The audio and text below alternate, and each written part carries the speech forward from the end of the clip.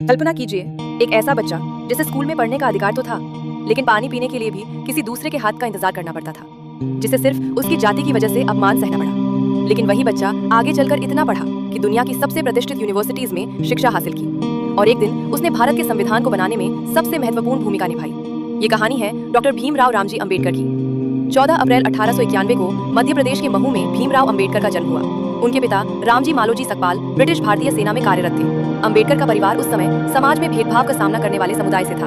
बचपन से ही भीमराव को जातिगत भेदभाव का सामना करना पड़ा। स्कूल में उन्हें अलग बैठाया जाता था। कई बार उन्हें पानी तक खुद लेने की अनुमति नहीं होती थी।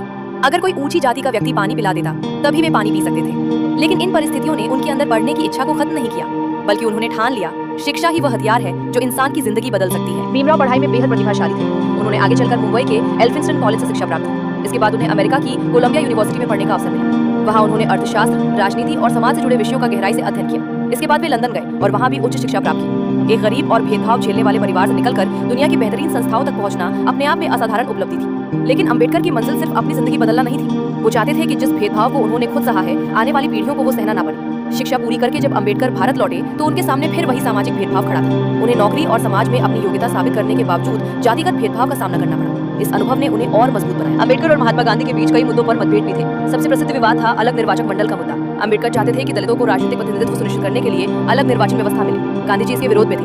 1932 में दोनों के बीच बातचीत के बाद पूना पैक्ट हुआ। इस समझौते के तहत दलितों के लिए विधानसभाओं में आरक्षित सीटों की व्यवस्था की गई। ये भारतीय राजनीति के इतिहास की एक महत्वपूर्ण घटना बनी। 1947 में भारत आजाद हुआ और डॉक्टर भीमराव अम्बेडकर को स्वतंत्र भारत की पहली सरकार में कानून मंत्री बनाया गया। इसके बाद उन्हें संविधान सभा की ड्राफ्टिंग कमेटी का चेयरमैन चुना गया। अब उनके सामने एक ऐतिहासिक जिम्मेदारी थी, एक ऐसे देश का संविधान तैयार करना जिसमें हर नागरिक को समान अधिकार मिले। संविधान में समानता, स्वतंत्रता और न्याय जैसे मूल्यों को महत्वपूर्ण स्थान दिया गया। अम्बेडकर का सपना था कि भारत में किसी व्यक्ति के साथ उसके जन्म के आधार पर भेदभाव न हो। 26 नवंबर 1949 को संविधान सभा ने भारत के संविधान को अपनाया और 26 जनवरी 1950 को भारत का संविधान लागू हुआ। डॉक्टर अम्बेडकर ने संविधान निर्माण में महत्वपूर्ण भूमिका निभाई। उनके लिए संविधान सिर्फ कानूनों की किताब नहीं था, वो एक ऐसे समाज की नींव था जिसमें हर इंसान को सम्मान और अधिकार मिल सके।